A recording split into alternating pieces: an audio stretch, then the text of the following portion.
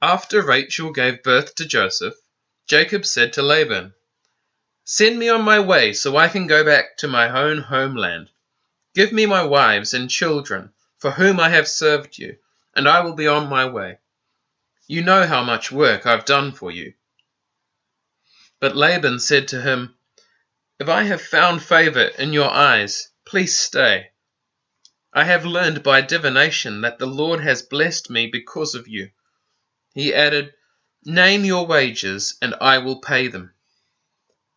Jacob said to him, "You know how I have worked for you, and how your livestock has fared under my care. The little you had before I came has increased greatly, and the Lord has blessed you wherever I have been. But now, when may I do something for my own household?" "What shall I give you?" he asked. "Don't give me anything," Jacob replied.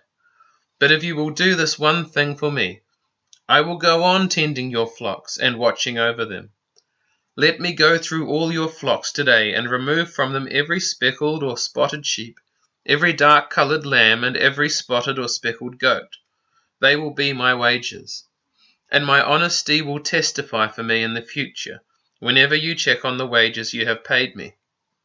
Any goat in my possession that is not speckled or spotted, or any lamb that is not dark-colored, will be considered stolen."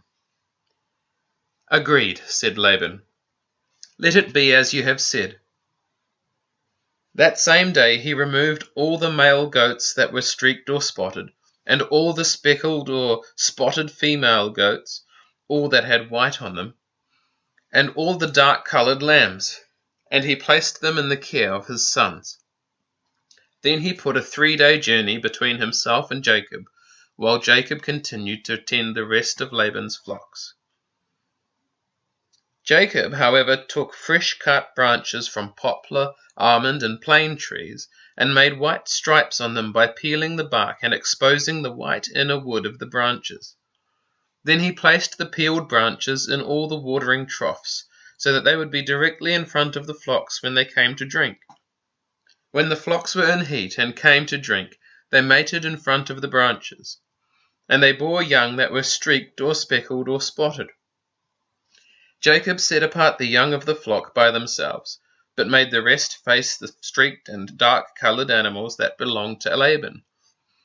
Thus he made separate flocks for himself, and did not put them with Laban's animals.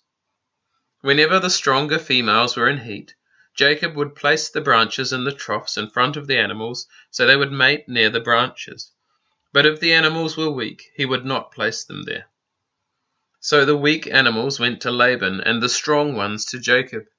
In this way the man grew exceedingly prosperous, and came to own large flocks, and maidservants and menservants, and camels and donkeys. Jacob heard that Laban's sons were saying, "Jacob has taken everything our father owned, and has gained all this wealth from what belonged to our father." And Jacob noticed that Laban's attitude toward him was not what it had been. Then the Lord said to Jacob, "Go back to the land of your fathers and to your relatives, and I will be with you." So Jacob sent word to Rachel and Leah to come out to the fields where his flocks were. He said to them, "I see that your father's attitude toward me is not what it was before, but the God of my father has been with me. You know that I've worked for your father with all my strength, yet your father has cheated me by changing my wages 10 times. However, God has not allowed him to harm me. If he said, 'The speckled ones will be your wages,' then all the flocks gave birth to speckled young. And if he said, 'The streaked ones will be your wages,' then all the flocks bore streaked young. So God has taken away your father's livestock and has given them to me. In breeding season I once had a dream in which I looked up and saw that the male goats mating with the flock were streaked, speckled, or spotted. The angel of God said to me in the dream, 'Jacob.' I answered, 'Here I am.' And he said, 'Look up and see that all the male goats mating with the flock are streaked, speckled, or spotted. For I have seen all that Laban has been doing to you. I am the God of Bethel, where you anointed a pillar and where you made a vow to me. Now leave this land at once and go back to your native land." Then Rachel and Leah replied, "Do we still have any share in the inheritance of our father's estate? Does he not regard us as foreigners? Not only has he sold us, but he has used up what was paid for us. Surely all the wealth that God took away from our father belongs to us and our children. So do whatever God has told you." Then Jacob put his children and his wives on camels, and he drove all his livestock ahead of him, along with all the goods he had accumulated in Padan Aram, to go to his father Isaac in the land of Canaan. When Laban had gone to shear his sheep, Rachel stole her father's household gods. Moreover, Jacob deceived Laban the Aramean by not telling him he was running away. So he fled with all he had, and crossing the river, he headed for the hill country of Gilead. On the third day, Laban was told that Jacob had fled. Taking his relatives with him, he pursued Jacob for 7 days and caught up with him in the hill country of Gilead. Then God came to Laban the Aramean in a dream at night and said to him, "Be careful not to say anything to Jacob, either good or bad."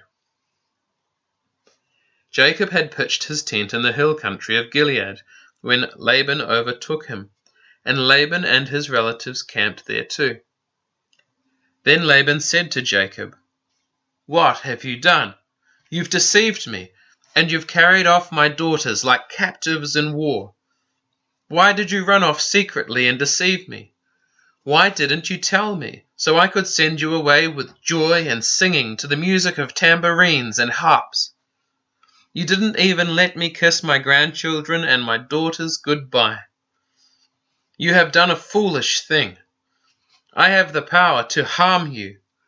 But last night the God of your father said to me, 'Be careful not to say anything to Jacob, either good or bad.' Now you have gone off because you long to return to your father's house. But why did you steal my gods?" Jacob answered Laban, "I was afraid, because I thought you would take your daughters away from me by force. But if you find anyone who has your gods, he shall not live.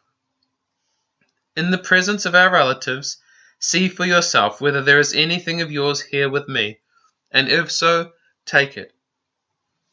Now Jacob did not know that Rachel had stolen the gods. So Laban went into Jacob's tent, and into Leah's tent, and into the tent of the 2 maidservants, but he found nothing.